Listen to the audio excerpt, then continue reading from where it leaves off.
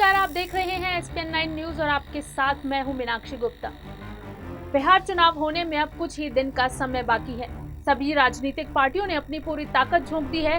चुनावी कैंपेन भी शुरू हो चुका है, लेकिन राज्य के मुखिया नीतीश बाबू पहले ही कैंपेन में अपनी लाचारगी का राग अलापने लगे। बस इस बात का फायदा उठाकर विपक्ष ने नीतीश सरकार पर हमला बोल दिया है। एलजेपी चीफ चिराग पासवान ने तो साफ कह दिया है कि कुछ भी हो जाए, नीतीश को सीएम नहीं बनने देंगे। ऐसे में अब क्या नीतीश बिहार की जनता का दिल जीत पाएंगे या चिराग अपनी कही बात सच कर दिखाएंगे? जानने के लिए देखिए ये रिपोर्ट। दरअसल मुख्यमंत्री नीतीश कुमार ने 12 अक्टूबर से आधिकारिक रूप से बिहार विधानसभा चुनाव के लिए कैंपेन शुरू कर दिया, लेकिन अपने पहले ही संबोधन में जिस तरह से उन्होंने बिहार के विकास को लेकर अपनी लाचारगी दिखाई, इससे विरोधियों को हमला करने का मौका मिल गया। दरअसल सीएम नीतीश कुमार ने बिहार की भौगोलिक स्थिति को प्रदेश के विकास में बाधा बताते हुए कहा कि चारों तरफ से हम लोग घिरे हुए हैं। ज्यादा बड़े उद्योग समुद्र के किनारे के राज्यों में लगते हैं। हम लोगों ने तो बहुत कोशिश की, पर बड़े उद्योगपति बिहार नहीं आए। सीएम नीतीश की इन बातों को आधार बनाते हुए अब लोक जनशक्ति पार्टी के अध्यक्ष चिराग पासवान ने सीएम नीतीश पर हमला बोला है। चिराग ने कहा कि कुछ भी हो जाए, इस बार नीतीश को सीएम नहीं बनने देंगे। चिराग ने कहा, पहली ही रैली में मुख्यमंत्री जी बोल रहे हैं कि हमने तो बहुत कोशिश कर ली, बिहार में तो उद्योग लग ही नहीं सकते। नीतीश कुमार कह रहे हैं कि बिहार समुद्र से नहीं गिरा है, इसलिए यहाँ उद्योग धंधे नहीं है। लेकिन बिहार इकलौता ऐसा राज्य नहीं है जो लैंड लॉक्ड है, बल्कि दिल्ली, पंजाब, हरियाणा, मध्य प्रदेश, छत्तीसगढ़, राजस्थान, झारखंड, हिमाचल, उत्तराखंड, उत्तर प्रदेश, असम जैसे राज्य भी हैं जो चारों तरफ से जमीन से घिरे हुए हैं। इन राज्यों में से कई में बिहार के मुकाबले ज्यादा फैक्ट्रियां हैं। इतना ही नहीं, चिराग पासवान ने नीतीश पर हमला करते हुए कहा कि वो 2 दशक पहले अटके हुए हैं। और तो और चिराग ने नीतीश को विकास के मापदंड जानने तक की नसीहत दे डाली है। लोजपा अध्यक्ष ने कहा कि नीतीश कुमार के मुख्यमंत्री रहते विकास होना या बिहार का विकसित होना संभव नहीं है।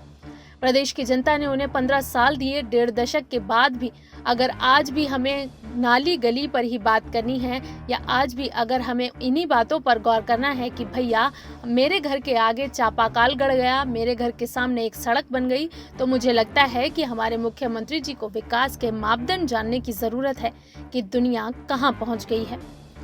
चिराग ने नीतीश पर हमला करते हुए कहा, मुख्यमंत्री को 5 साल और मिले तो ठीक नहीं होगा।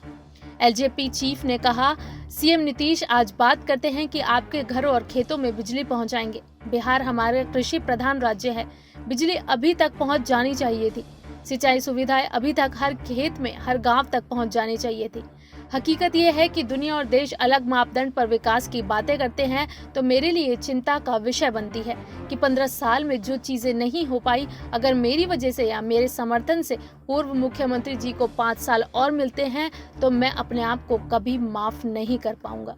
नीतीश कुमार को अपनी लाचारगी गिनाना इतना भारी पड़ेगा, ये उन्होंने भी नहीं सोचा होगा।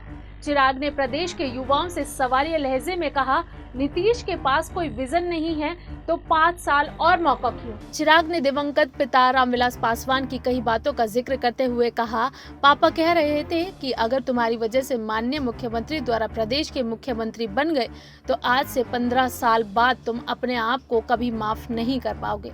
तुम्हारी वजह से प्रदेश 5 साल और पीछे चला गया। चिराग ने यह भी कहा कि ये सारी बातें उनके पिता ने बीजेपी नेता और केंद्रीय गृह राज्य मंत्री नित्यानंद राय और रामकृपाल यादव के साथ ही भारतीय जनता पार्टी के राष्ट्रीय प्रवक्ता शहनवाज हुसैन को भी कही थी। चिराग ने कहा कि आज की तारीख में नीतीश कुमार के नेतृत्व में बिहार का विकसित होना मुमकिन नहीं है। पिताजी को भी मेरी इस बात का एहसास था। अब मैं भी मानता हूं कि हमारे मुख्यमंत्री का विजन कहीं ना कहीं सैचुरेशन लेवल पर है और वो बिहार में विकास और उनकी बातों से भी दिखती है। चिराग ने कहा कि सीएम अक्सर अपनी बातों को कहते हैं कि हमसे जितना हुआ हमने किया, मतलब इससे ज्यादा वो नहीं कर सकते, वो खुद ही इस बात को मान रहे हैं। चिराग ने कहा कि बिहार के लैंडलॉक्ड प्रदेश होने की बात कहकर सीएम बता रहे हैं कि प्रदेश का औद्योगिक विकास संभव नहीं है। बिहार जैसी ही भौगोलिक स्थितियों वाला पंजाब और हरियाणा विकसित हो सकता है, तो बिहार को लेकर सीएम क्यों ऐसे कहते हैं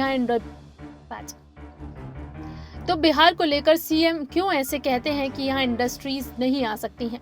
इस बात को स्पष्ट कर देना चाहता हूं कि प्रदेश के युवा इस बात को समझें कि जब मुख्यमंत्री के पास विकास का कोई विजन ही नहीं तो अगले साल 5 साल का मौका क्यों दिया जाए। अब बात नीतीश बाबू की है तो जेडीयू भला कैसे चुप बैठ सकती है।